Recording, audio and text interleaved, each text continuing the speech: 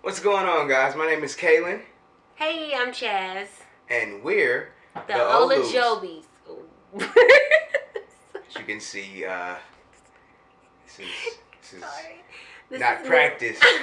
This is new. We're going to do that again. Okay. 1, 2. And we're the Olus. Jobies. Wait. What's going on? Hey, Chaz.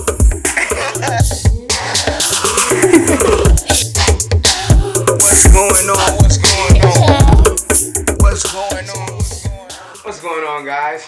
My name is Kaylin. I'm Chaz. And we're the Olus.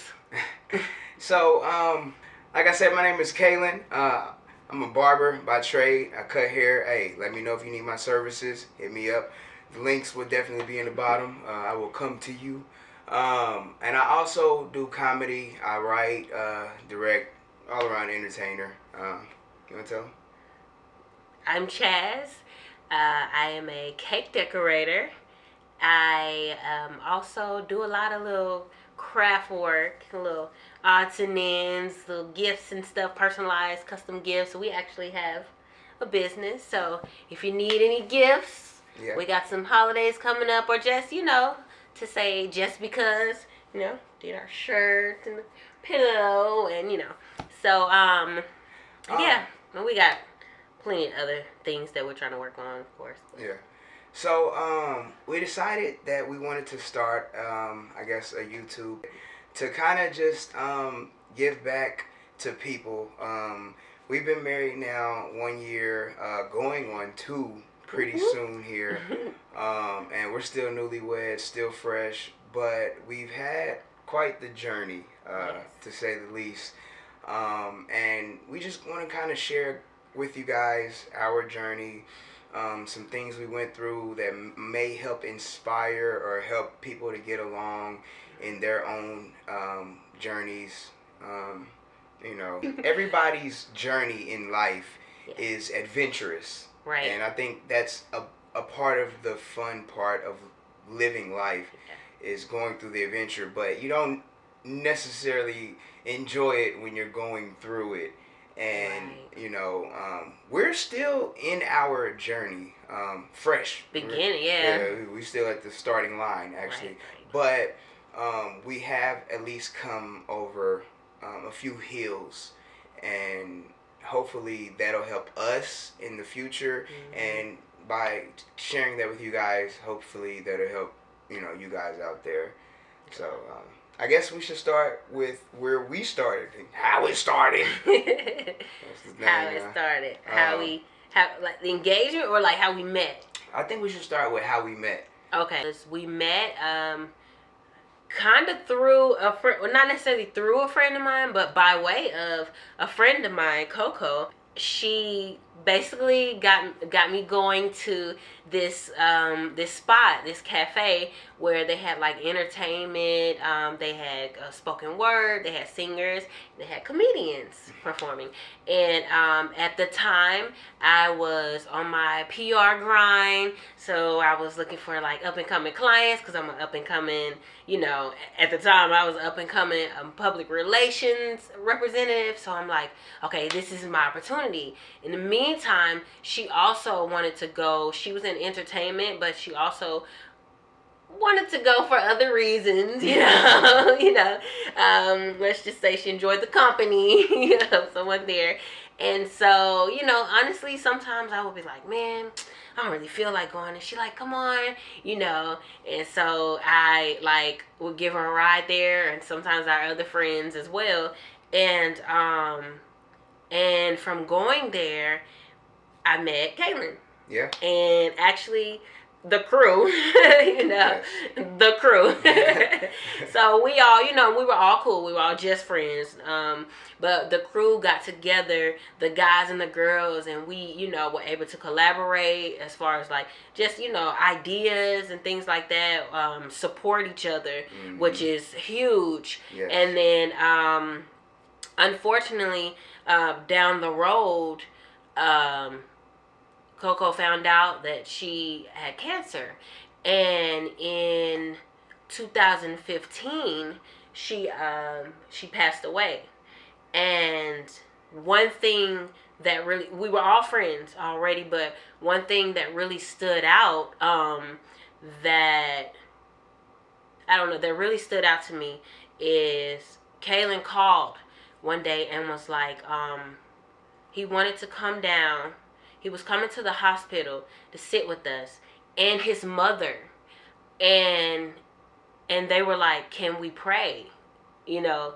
And I was just like, wow. I mean, I don't know. I don't know. I just didn't imagine that, I guess. I just didn't, it was kind of like an experience that we all kind of went through together, and it brought us closer. All of our friends, really, that experience brought us closer. And I feel like Coco kind of introduced us, in a way, and brought us closer, So, I definitely feel that.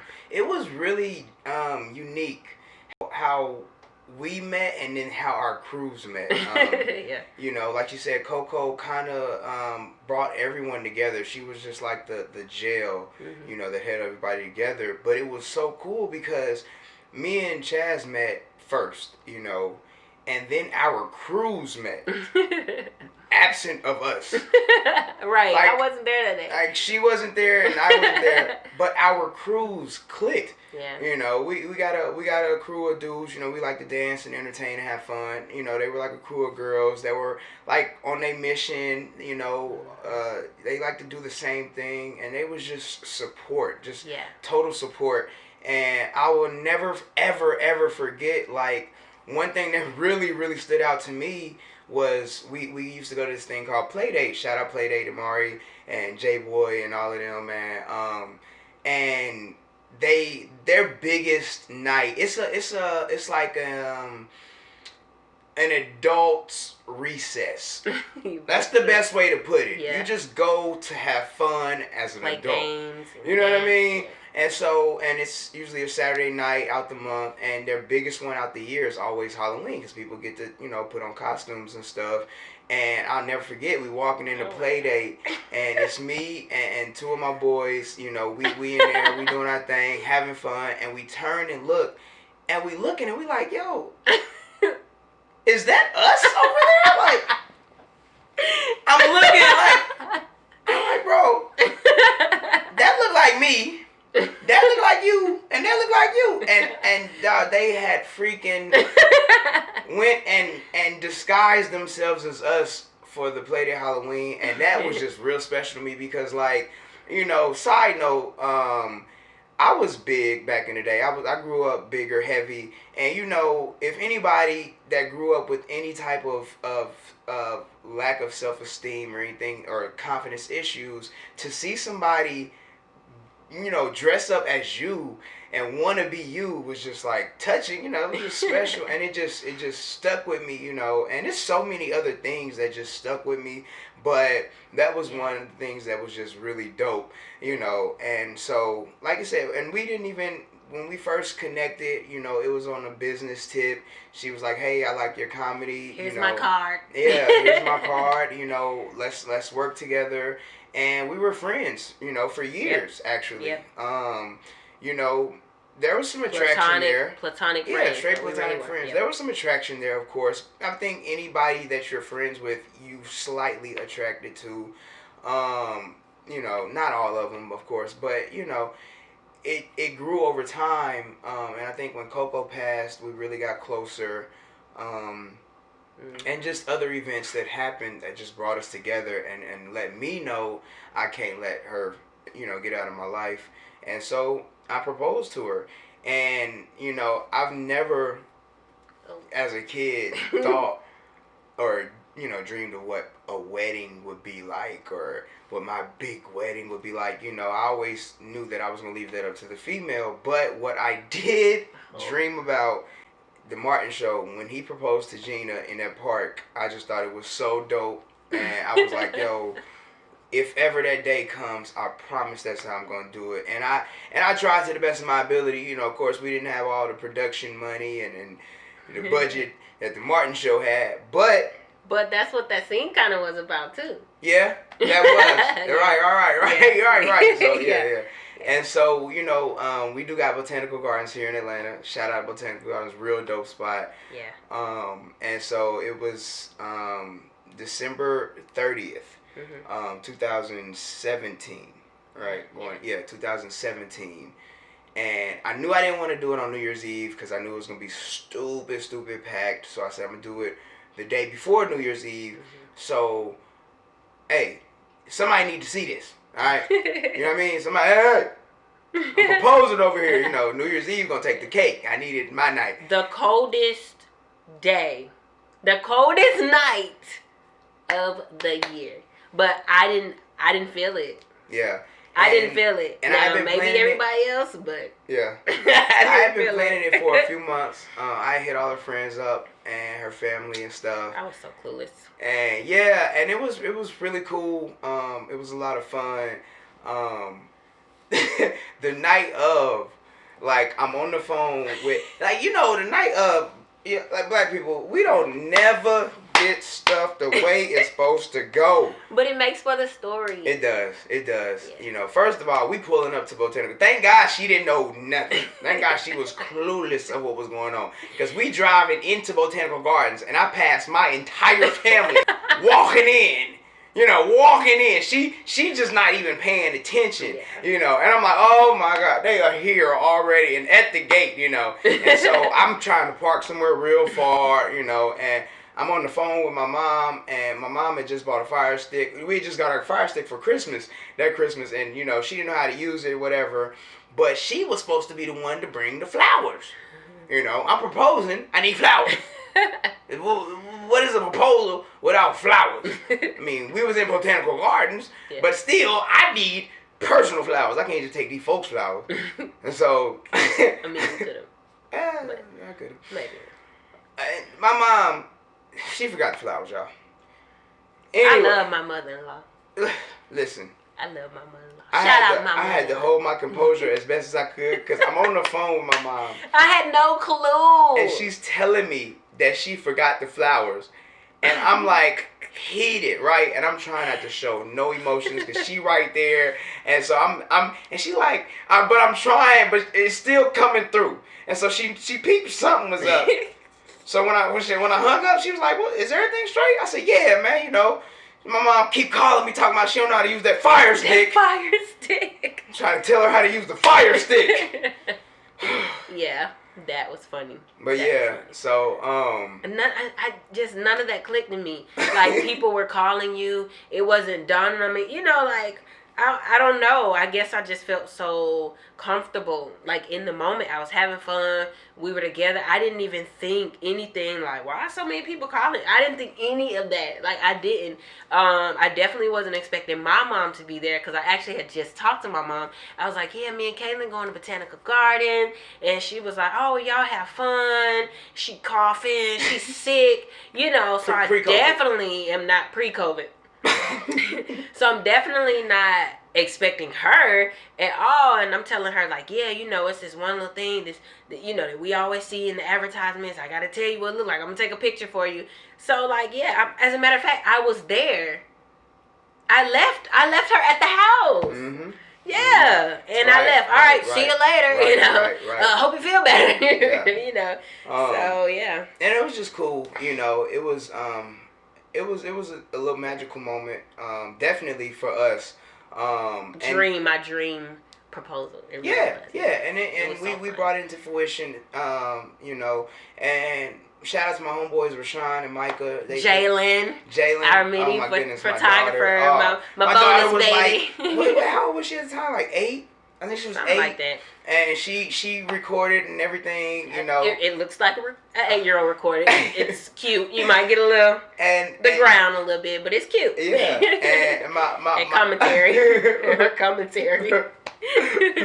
my partner TC. You know, we're gonna introduce y'all to TC, dog. Probably one of the greatest dudes in my life. You know what I'm saying? He's just a special person to me. He came through, ruined everything. But listen, I'm so glad he came. You know? No, how about the fact that your brother was recording the whole time, following us the whole time, recording and I had no clue we were being followed. I didn't know that neither. He gonna show me afterwards. Look, I was recording y'all afterwards. Look at Really? that. That's you right there. I mean, not that Why we're do not folks say alert. that's you when they show people, that's you right there. That's like, you. You don't know that's you. Look at it. Man, it was fun though, and Yeah. just all the family being there. Everybody showed up. Yeah. It was crazy. It was like one of the best nights of my life. One of. Yeah, me too. Definitely. Because, Definitely. And so, like, you know, that was the proposal. We did that. And I knew after the proposal that, you know, we was going to get married. Well, Clearly. of course. So we went ahead and moved in after that. And then here comes the wedding, you know, the wedding planning and all that. But in the midst of all of that, well, we wanted to get pregnant. Yeah, so naturally, you know, most women or couples, you're like, okay, so first comes love, then come marriage, and come baby care, you know, or some kind of way in there. And so we start thinking about having a baby. And I was just like, I knew I had like issues here and there. And so I was kind of questioning whether I could. And so we decided that we would go to a fertility specialist or reproductive center.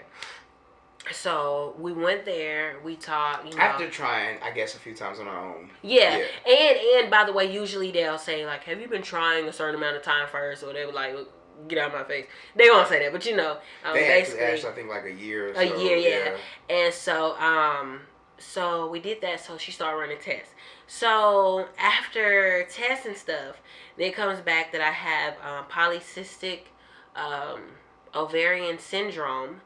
Or PCOS, and so it's like you're not likely to ovulate, and you need to ovulate. Well, I thought first they. You know. Oh, the first thing. Okay, that's right.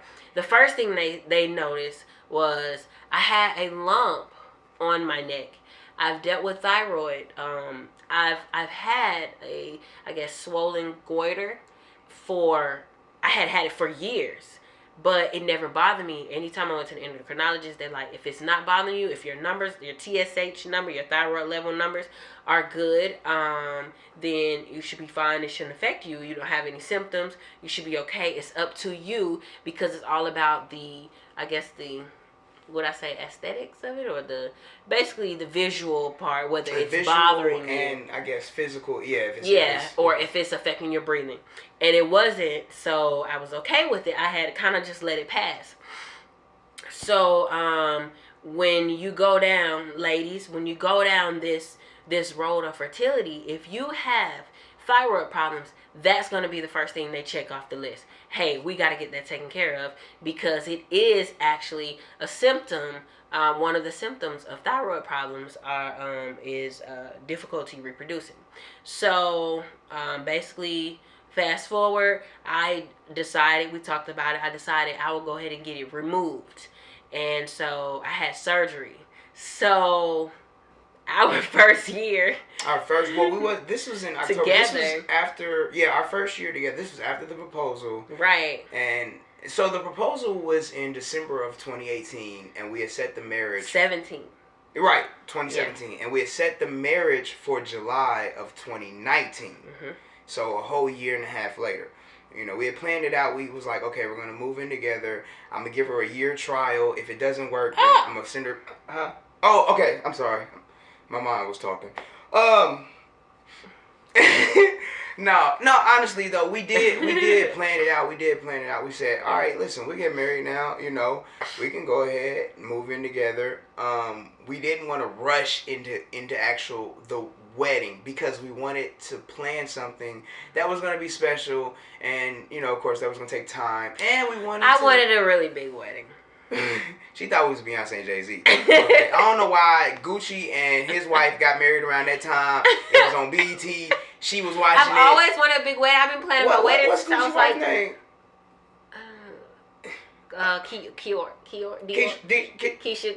Keisha. Anyway, the scene where Hey, she girl. called Gucci and was like, what's the budget? Ain't no budget. Don't ever mention the word budget. That's not what you said? I don't know how in her mind that stuck as though we didn't have a budget. I was like, baby, we got a budget. So I wanted a beautiful, elegant wedding that I had been planning since I was 12.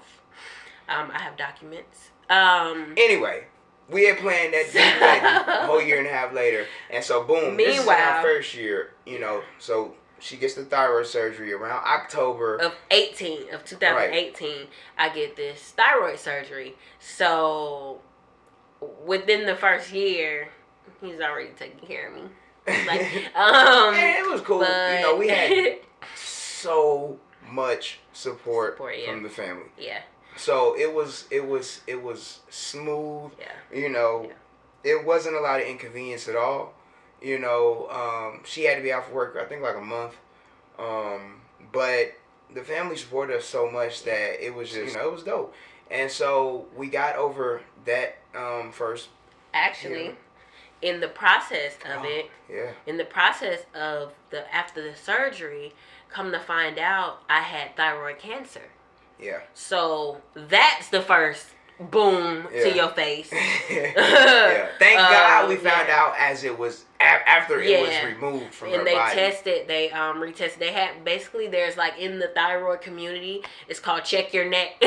So anybody questioning, you think you have some kind of if you feel like a lump there, shoot, even if you don't, it doesn't always show. It's a lot of symptoms. Losing weight for no reason, gaining weight for no reason. It's a lot of symptoms.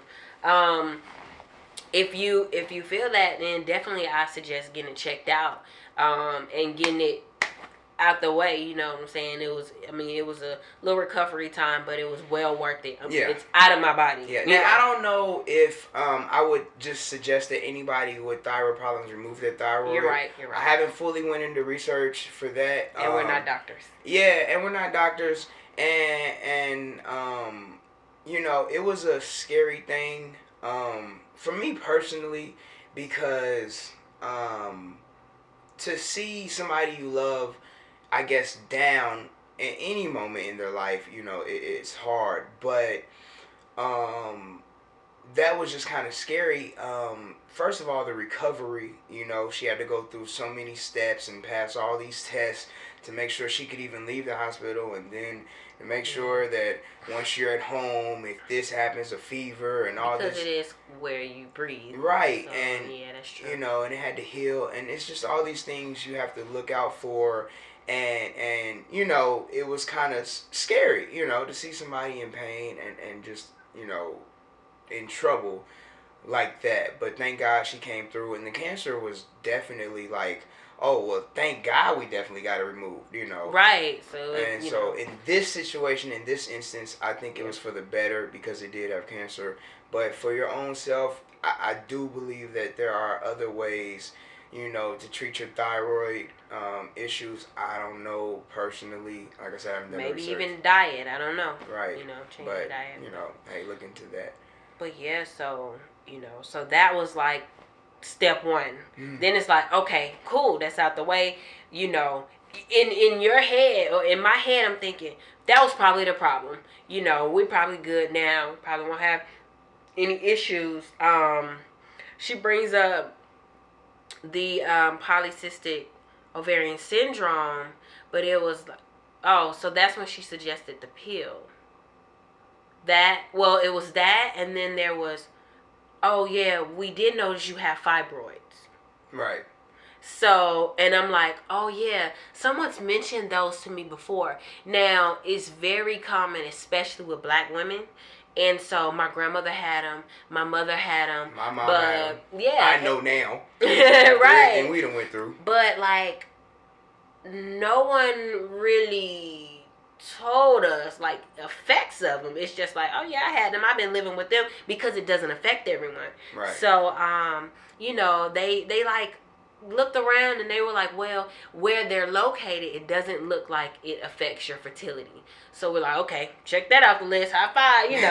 And so it's like, okay, well, with this polycystic syndrome was like, okay, Your body might not be ovulating. Right. And so we'll just give you medicine to make you ovulate.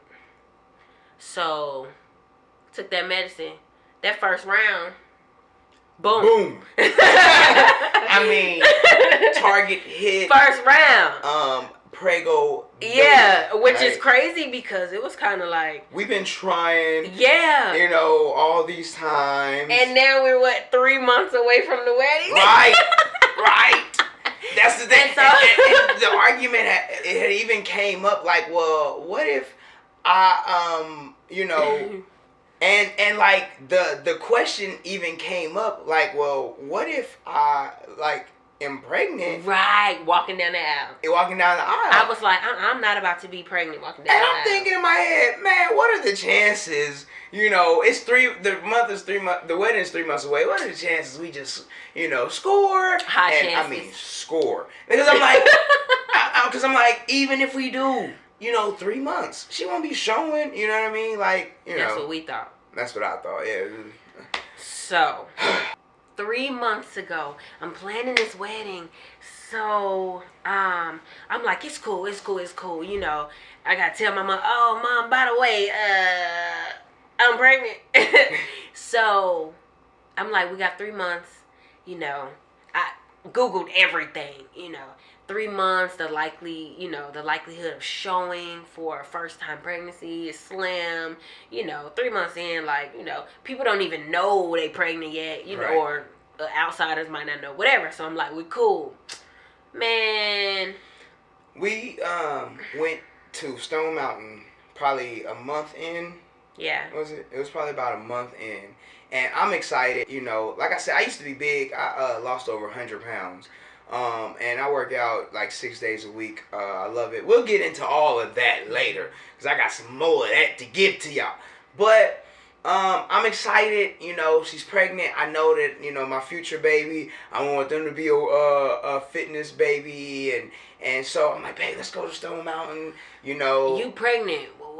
We doing Olympic training. We gonna have an athlete. We gonna have a not that. I see pregnant women work out all the time. Yeah. And I see that when women get pregnant, sometimes it boosts their energy to work out and gives them more strength and more, you know, all of that. And so. And actually, sorry to interrupt, but I don't know if you remember. That same month that we found out we were pregnant, we just gone vegan. Just gone vegan. And I had started working out. Yep. Yeah, let me get and I mean, it was getting in shape, too. Okay? Yeah. I was like, okay. And then the baby here is like, nah. Still there goes my body. But yeah, so we go to Stone Mountain and, you know, didn't do anything hard, you know. The normal. That's another thing. When we first met in the beginning of our cruise, we started this Stone Mountain Saturdays thing, and we would go to Stone Mountain every Saturday. And so it became a thing that the dudes was going to work their butts off. We was going to kill the mountain. We was going to run as hard as we could. They ran up the mountain. I mean, go in. And the girls... See you up there. Yeah. See you there. See you at the top. We got snacks in our bag. But and so that's what we did this time. Yeah. You know, I took my daughter with me. You know, I got an 11-year-old daughter now, and she's 11 now. Was 9 at the time, and so we all, you know, climbing up the mountain, and me and Jalen, you know, we doing our thing and jogging and stuff, and we racing each other. And she's just like walking and stuff. Yeah, like I was trying to, you know, I was keeping up for the most part. I wasn't trying to go hard. You know, I had never been pregnant before, so it wasn't like I, you know, knew what to do. And then of course I'm Googling everything. Can you work out when you're pregnant? How hard can you work out? So I'm trying not to do anything too crazy. But after that mountain, I was in pain. Things changed. I was in pain. Things changed, and not for the better. Right. In the car, and it sticks with me heavy to this day, because we had got in the car and she was instantly in pain, and I'm thinking, well, maybe it's from working out, you know, maybe you're stretching your muscles, your body out a little bit, you know, maybe it's just, you know, some soreness. And she's like, nah, you know, this feels more like pain, but okay, maybe it's soreness. Yeah, that I don't know what that mountain did, but I was in pain. Right. And I didn't know how to describe it even, but I was just like, I don't know if this is right or not. On top of the fact that we were just a month in the pregnancy. Yeah. And I was kind of already showing a little bit. Yeah, and yeah, we were a month in, and she had kind of started showing, and almost to the effect where we was like, okay, maybe it's twins. Twins, right? Because we're like, it's not huge, but it's just a little. I had a little bump. Yeah, a little baby bump. At 2 months, you know. So then, of course, it's like, wait a minute. I'm about to get married. I got this dress like 6 months ago. So I'm like, I got a fitting coming up.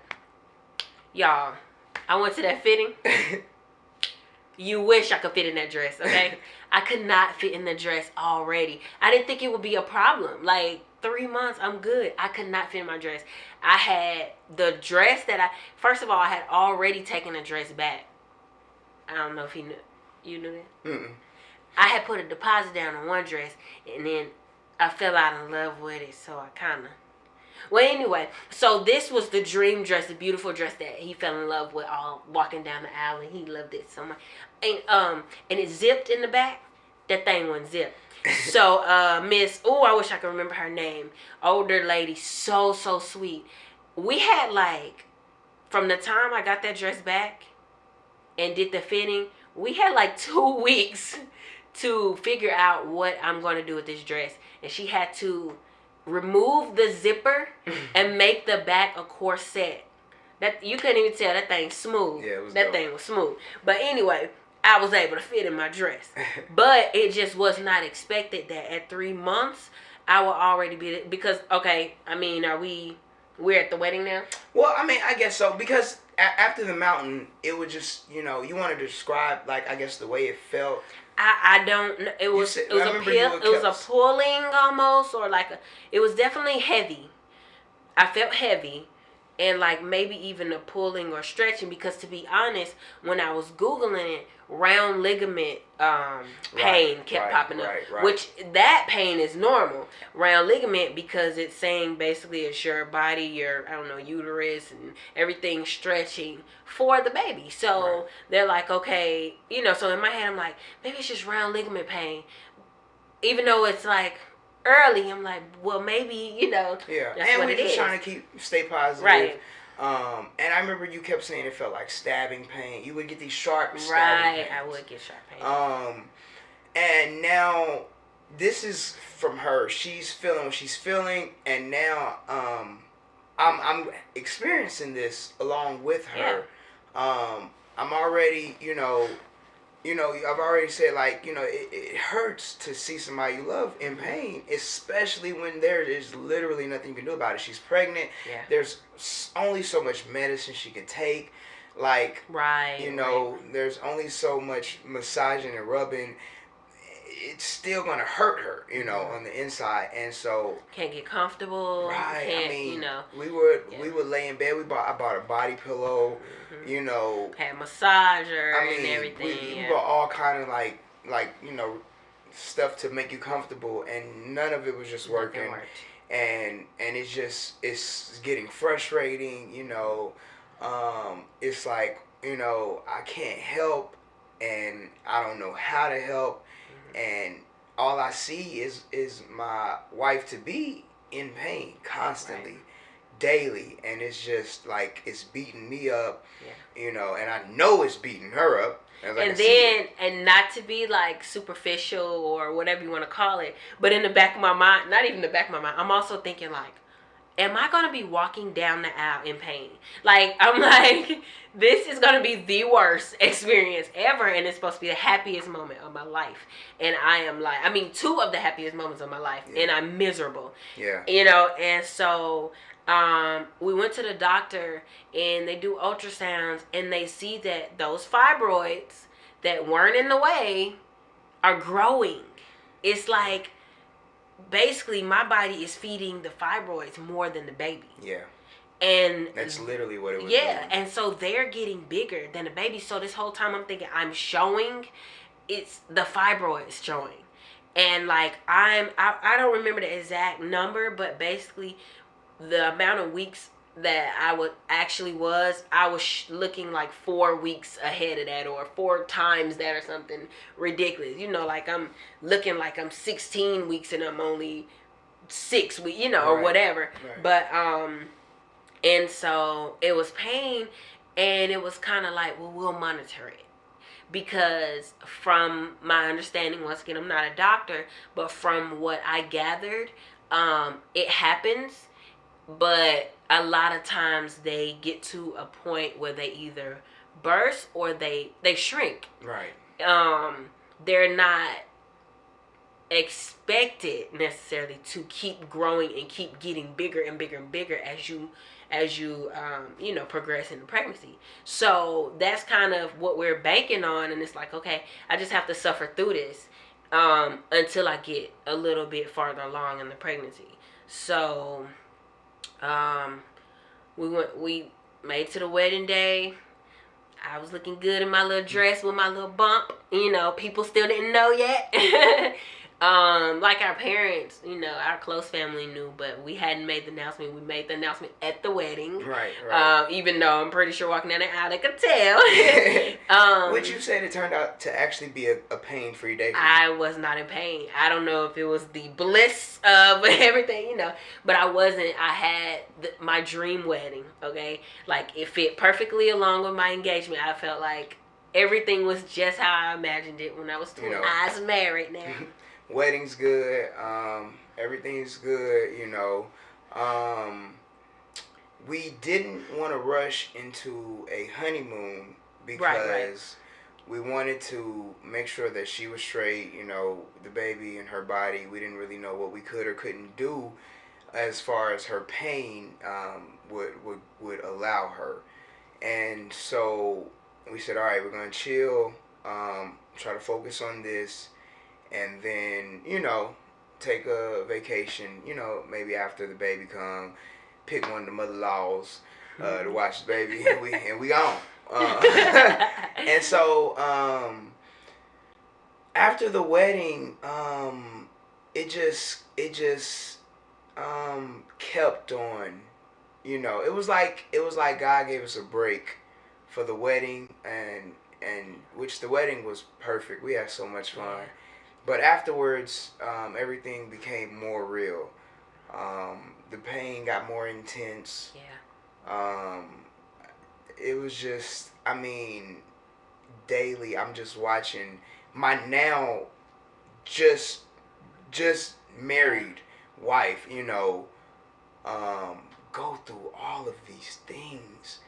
And when you get married, there's so much happiness, and you expect that happiness to carry on at least till after the honeymoon. Mm-hmm. When they say now the honeymoon is over, Mm-hmm. that means something. So, and we instantly were hit with frustration and pain and sadness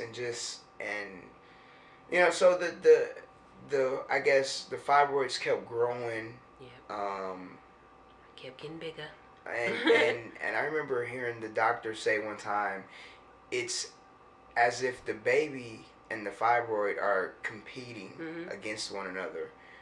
And we would go in. I never forget. We went to one ultrasound, and put the monitor, the baby's on the monitor. And I never forget, we look, and the baby's just waving. And we were just like, oh, we were crazy, like, hey, what's up? And so, and that's the thing, all of the numbers, heart rate was normal, the weight was normal, and so that was like that hope, that I was holding on to, because I'm like, okay, yeah, I got this thing, but I'm willing to suffer because the baby's doing fine. Like, the baby was okay, So, where we at? I think, okay, we're going to the doctor's meetings and stuff, and, they're telling us that everything looks fine. You know, they know that the fibroids are a problem, but there's really not much they can do. Because you can't really do a surgery, or it's definitely Right. not recommended while you're pregnant. Right. So. You know, now I could kind of see something was wrong, kind of when you would just look at your belly, and it was kind of like lumpy is the best way I could describe it. You know, and you kind of you thinking a pregnant belly is that big round full shape, and hers kind of had lumps, and you could see where the and feel exactly where the fibers were. That's how big they were. And I could feel where the pain was, like where that lump was where the pain was. It was like it's literally a pressure being put on, I don't know, I guess your organs or whatever. And it got to the point I will never forget, because at the time I was bartending, and it would push down on certain parts of my body where not only is my side but down my whole leg. I don't know, it was like on a nerve or something where my whole leg would kind of just give out. And I'm supposed to be like bartending, and I'm like, I gotta sit down. You know what I'm saying? Like, I'm hollering across the bar, you need something? Because I gotta sit down. And it got to the point where I couldn't work. Like, you know, because you can't. Yeah, I I remember, you know, just to see her walk was just painful to even look at. You know, she would. They said that at work too. Yeah. And I was like, you guys are insensitive. I'm pregnant, you know. And they were like, you just look like you're in pain. Yeah. And I'm like, well, I am, but you know, I'm still kind of clueless, because I'm like, well, some women be in pain, right? You know, I didn't know how bad. First of all, I didn't know how bad I looked, but the way people described me was obviously what I was feeling. It was showing on the outside. Right. Yeah. And you know, to, like I said, to be newlyweds, to be in love, to love one another, and to see that it was so many emotions flying around, you know, happiness, love, frustration, confusion, anger, you know, just, I mean, and it's hard, and you know, you're going through all these things, you can't do anything about it, and you're just, you know, I mean, it was tough. Yeah. And so we're about a month out from the wedding, from the wedding. It's around the 1st of August, or around the beginning of August, and we had went skating, me and my daughter. I wanted to take Chaz with us, but she wasn't. I knew she wasn't gonna skate, but at least wanted her to kind of be there, just to kind of sit and try to cheer her up and bring some joy. But nah, it wasn't happening at all. Couldn't come out the house. Yeah, and that turned out to be one of the worst nights of my life, actually. We went skating, me and Jalen had a really good time. You know, my daughter, at the time, had lived in California. And so I would get her for the summer break and when she's out of school, and I would send her back for fall, when school would start back. And it was always tough. You know, fellas, you got your little girls out there. I know how much you care about them. I had to send mine off to California every so often. I would get her when she's out of school, but to send her back is just like painful. Yeah. Okay? Especially when she a little girl and she wanted that daddy dog. And so we were just about to send Jalen back that Sunday. I believe we were sending her back that Sunday. I think it was Wednesday. Mm-hmm. It was Wednesday when we went skating. I think we were sending her back Sunday, so I wanted to make it special for my daughter. We took her out, had a real good time, and we come back home. He took her out. Well, yeah, I took her out. I had a real good time, and we come back home, and I'm in pain. I'm in bed. Where at this point though, it's time to go to bed. So he's getting in bed or whatever, because I remember it was like 1 o'clock in the morning, and I just could not get comfortable. It was like nothing allowing me to lay down. I'm like moving around. I got my body pillow, but that ain't working. Nothing's working. And so I get up because I'm like, okay, I can't. Sometimes you can kind of stand up, move around a little bit, maybe walk around, and it ease the pain. And I go to get up, And it was just like, literally, I mean, I don't know how else to describe it. The bottom fell out. Like, my water broke. And I'm, like 17. We thought we were like 18, 19 weeks. Right. That's what they had told us. Regardless, we're not 40. You know? So right. It's like, and I know it's way too early. And so I freak out. Like, I panic. And Kaylin is Mr. like, you know, even if he's panicked on the inside, I don't know. You know, I mean, because that's usually just what, you know, what a husband or really what a spouse does. You know, like, you're not going to panic for the other person because you have to be strong for the other person. So he's like kind of calm, but I'm pretty sure on the inside it wasn't, you know, but he's like, it's okay, you know, just breathe. That's his thing. Like, look, just breathe, you know, whatever. And he's like, let's just go to the hospital. We're going to go to the hospital, you know. And so I'm just like, a million things are going through my head. And the main thing is, I've never heard that a baby can survive without fluid, you know, and all of it's gone. Trust me, it's all gone, you know. And so I'm just, I don't know. It was the worst. I mean, it was the worst experience for me, especially for someone who has never had a child at all.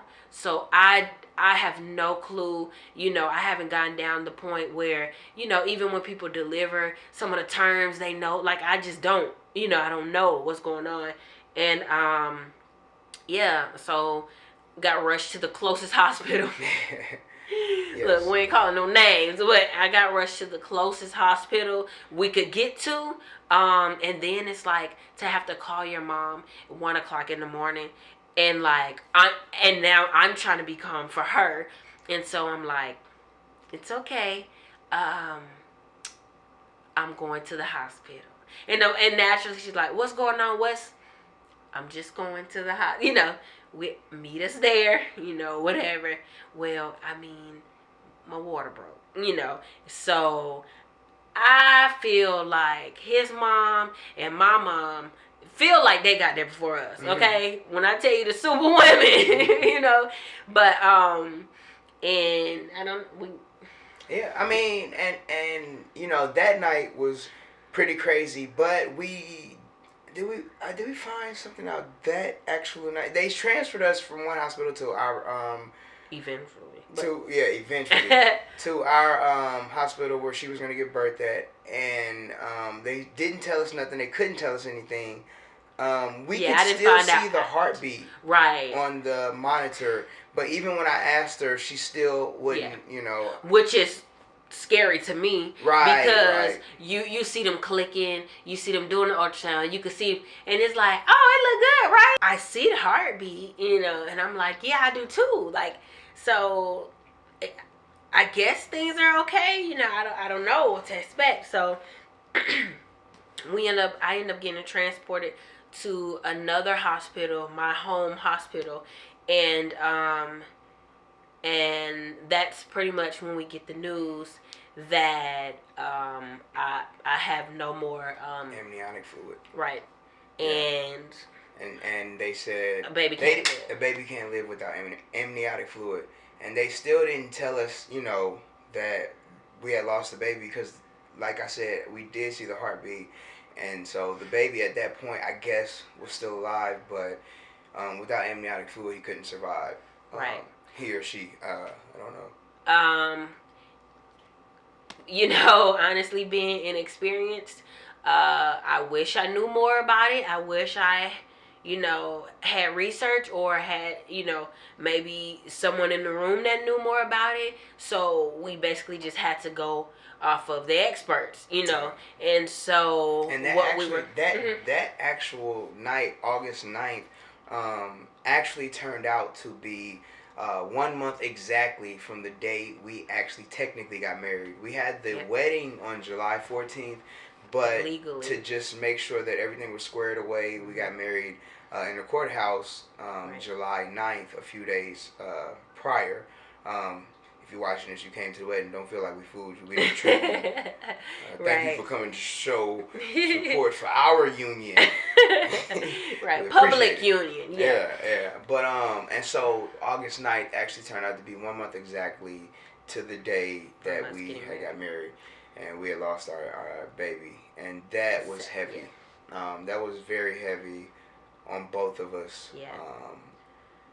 And I mean, I try not to go back to that too much in my head, but I know that there may be people out there that are going through any one of these situations: thyroid, fibroid, losing a child, and so it's selfish of us to try and conceal this story, right, and not share with you guys, to try and give you some maybe inspiration somewhere along the line, but other than that, just some support that you're not alone.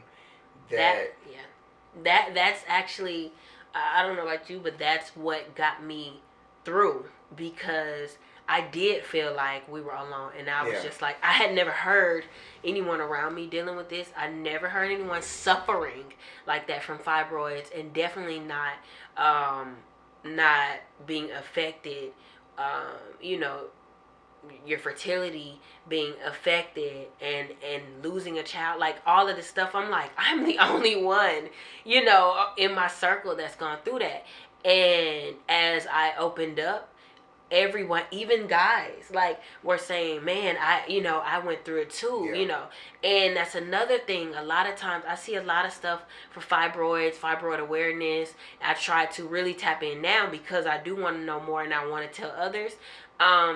But it's mostly women, and we don't see many men speaking out about how it affects them, because it does affect them just the same. They, if they're our partners and they're going through this same journey with us, and it was a mental blow to us, it was physical, emotional, all that, and like, I'm not gonna lie, I was out of work for a while, and I remember when it was kind of like time to go back, and I was just like, I don't want to go back. I can't face people. Last time they saw me, I was pregnant. I don't want to explain to anyone, like all this stuff you're going through as a couple, and then as a woman, I'm going through like, I've just been married a month, and you, in your vows, you say like through sickness and health, but you kind of take for granted. You kind of just assume it means like when you're older, when you get old and y'all get sick together, and you're not expecting the first month, Yeah. Like, I mean, so, and it was just a blow. Yeah. And I think I speak for a lot of fellas out there when I say, we don't know pain like that. We know pain like, ouch, walk it off. That hurt, but it ain't gonna hurt for long. And that's what men do. And I think that's what I expected of her. Okay, I see you hurting, but don't hurt for long. And it's hard to describe, and it was very frustrating on me, and I know it was very frustrating on her because I couldn't understand it. Yeah. And it became, I would get angry sometimes, and almost not even want to be around her. Yeah, and then it also feels like, when you get married, you're kind of expected. It's a society thing, but just in our, like, women, we're raised to feel like you get married, you have babies and all that. And it's like, my role in this marriage is not being fulfilled. Like, it made me feel like less of a woman, like, I'm not able to reproduce. I'm not able to, I don't know, just like, for lack of a better term, like, make my husband happy, and so, and in the same, by that same token, I'm not able to fulfill a husband's role of protecting his wife, of making sure that she's okay and not in pain, and it almost felt like she was just under attack constantly, and I'm laying right next to her, and I can't defend her. You know, I'm getting mad at Crazy. myself, and I'm getting mad at her, at God, at everybody. Everything. You know what I mean? I'm like, oh my God, we're gonna get divorced like the first month, you know.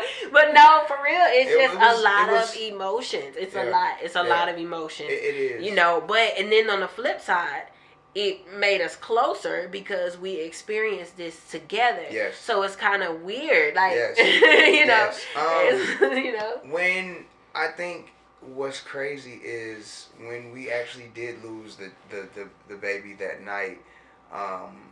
We didn't have our breakdown together for a while, maybe like at least a few days, because then I have to take my daughter to the airport to send her back home. Like just emotion. 2 days on top of emotion. after Yeah. we lose the baby. Yeah. 2 days, and all the while she's staying in the hospital with us because she did not want to go. She didn't want. She was gonna.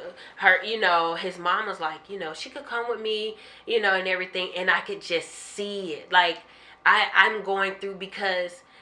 Side note, anyone who's gone through this, another thing that someone had to tell me is like, you're still a mother, and I felt that, and like just. I don't know, just observing, and I could tell that she really wanted to be around her. Well, I mean, to comfort her father, but just us, you know. Yeah. Like she wanted to be around us. She didn't want to go because really, I mean, she lost a sibling too, you know, and so I was just like. I think it's cool. She can stay, and like that was another moment that I don't know if you know, but like really stood out for me because we lowered my hospital bed, and he made like this little bed out of the sofa, and we had her and we like pushed it together and made like a king size bed. Yeah. And so we, you know, we kind of like it was kind of a family moment, you know. We like. It was just a bonding moment for us. Yeah, like, and we had, if nothing else, we had each other in that moment, you know, and went through it together. Yeah. So, yeah. And so, like, you know, drop Jalen off, or take Jalen to the airport, see her off, go through that emotional phase, and then we got to come back and kind of finally deal with what had just happened. And in that moment, like, it was sad, but it felt good to be together on that level. Yeah. You know what I mean? Yeah. That was a really good and a really hard and a really sad feeling all at the same time. Yep. But yeah, it definitely brought us together and made us stronger. Mm-hmm. So after that, we still had the fibroids to deal with, which were still big. Like, we lost the baby. We didn't lose fibroid. Okay? Right. Like, they could have gone. Alright? Still there. But we hopeful. You know, we kept saying that. I think that really helped too. We kept being positive, and we're like, you know, we gonna have this baby. You know what I'm saying? Right. So we, you know, we're like, okay, what do we have to do next? So I'm still looking like I'm showing. You know, and I had to deliver still. And afterwards, my belly is still just as big from all the fibroids. So basically, one of the doctors in there met with her. Bottom line, I had a myomectomy. Once again, I'm not a doctor. If you don't have to, don't do it. If there's other ways, there are definitely other procedures. In my case, they were big. It was time to go. You know, they were causing me pain. Time to go. Yeah. And at this point, I want revenge. Okay. So, you killed my baby. Yeah. You know, and so, so I got the surgery. Yeah. So that makes 3 times. And this is a year after the first year we had even moved in together. October, she is the thyroid surgery. And so then we get the August, we lose the baby. And so once again, October, we decide that's when we're going to get the fibroid surgery. So 3. surgeries within the first year of us living together.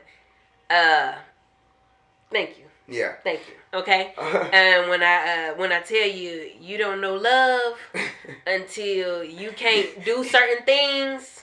Let's just say, and somebody got to help you do certain things. Yeah, I appreciate his patience. Okay. You know, and so the fibroid surgery, you know, that one it wasn't as tough, but it was still just a scare. Well, actually, coming home from losing the baby was tough because we still were on alert. You know, I didn't know if I was gonna lose her at this moment. Like, we had came home after the baby, you know, after a few days, everything was cool. You know, she had blood clots still coming out. And, you know, that was, you know, once again, it's like we get the thyroid taken out, we figure out has cancer. And it's like, now we lose the baby, it's horrible. And now it's like, well, make sure more tumors. Like, she doesn't go. Yeah. And it's like, I mean, restless nights, you can't sleep, and you just, you know, you waking up just to, are you breathing? You know what I mean? Like, and I mean, seriously, and it's just like, you know, all of these things going on within the first year, within the first few months. And you still gotta make money. Yeah. You still gotta, pay you know, bills. so it's like, all right, now, you know, after a certain amount of time, all right, well, somebody gotta go to work, you know, so he's working. And my mom got to sit with me, you know, and then he coming home, you know, he called, you okay? You know, still, you know. So it was a lot, you know, and then to go into a hospital with the baby and come out with no baby is like tough, okay?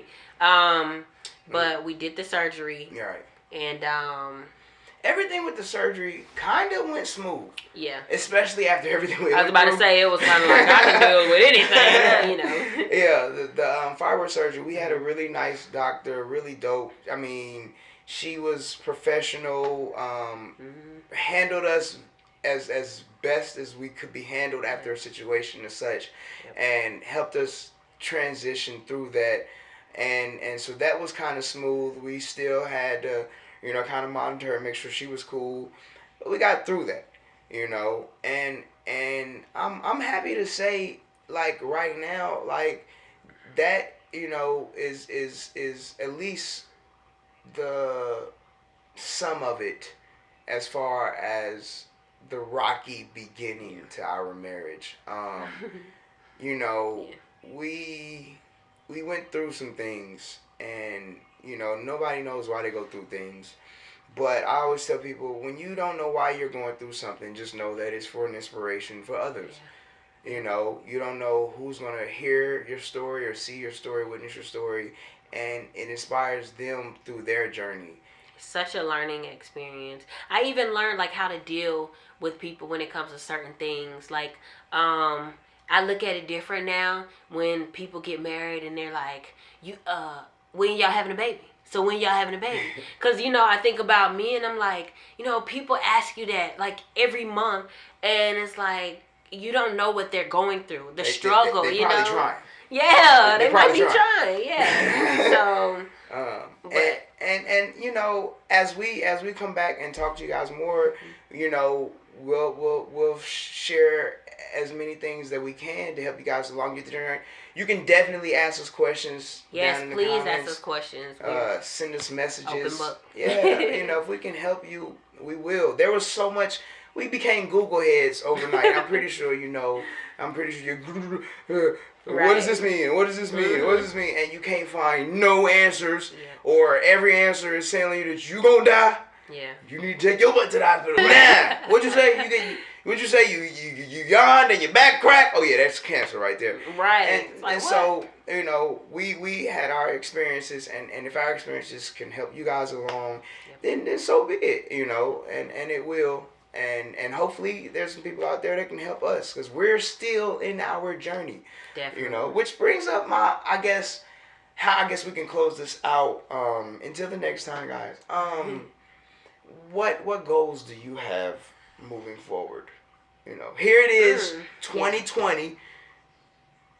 Y'all know the year we had 2020. Right. We didn't even mention 2020 being our... Right. We were so ready to get out of 2019, y'all, because Yeah. all this happened last year, you know. The 2020 didn't even seem so bad. After... Not to mention the family dog died in November. Yeah, oh my goodness. Yeah, 2019, y'all. Couldn't catch a break. Oh, the family dog. I mean, look. Yeah. Anyway, we was dying to get out of 2019, y'all. And we turned around in 2020. Boom. And boom, as you know. And so, I just want to help people get along. We're still in our journey. So what are your goals moving forward? Of course, I want a positive fertility journey. I want to be more financially educated, or continue our financial journey. You know, learning. That's probably gonna be a whole nother thing, but learning that, of course, our bond getting stronger and stronger and more positive and positive. And our business, you know, really thriving, you know, and the more time that you can kind of like spend, you know, working on your own. Right. You know, what 2020 did teach me is that it allows you to have more time with family, and that time with family and that bonding is so necessary. So necessary. That's what 2020 did do. Yeah. It brought people closer together, you know. Right. And so I'm pretty sure I could think of something else, but off the top of my head, since you put me on the spot. I mean, hey, yeah. That's the same for me. You know, I definitely want a healthy, happy pregnancy. You know, and I just want to keep moving forward, keep growing together, keep growing individually, as a person, as a human being, as a husband, father, and you know, and just be better. Yeah. One of the things that I told her when this whole ordeal went down was that, you know, we're so familiar with climbing Stone Mountain that we know that there's a part at Stone Mountain where you get to where you like, oh, we at the top. And then you look and you like, oh, that's the top? Yeah, wait, there's more. Like, I thought this, well, let's go, y'all. Yeah. And it was no problem for us to be like, well, let's go. There's a little bit more to go. Yeah. And when we got pregnant, it was the marriage, everything looked like it was at the top. And we realized very quickly, we're not at the top yet. And for us, it actually turned out to be that we ended up what looked like the bottom. Yeah. But at that point, you got to turn and ask yourself, well, do you want to go to the top, or you want to stay out here? And I think we decided to start climbing. Definitely. You know, and we've been climbing ever since. And we, you know, want you guys to climb with us, and we'll climb with you guys, and we'll pull each other up as we go along the way. And that's my goal, to continue to inspire and make people more aware of things. Yeah. So definitely thank you guys for tuning in. I know it was long. The next one won't be this long. This is just it's the introduction. You know, once again, my name is Kaylin. And I'm Chaz. And we're the Olus. Olus. Like, subscribe, comment, share.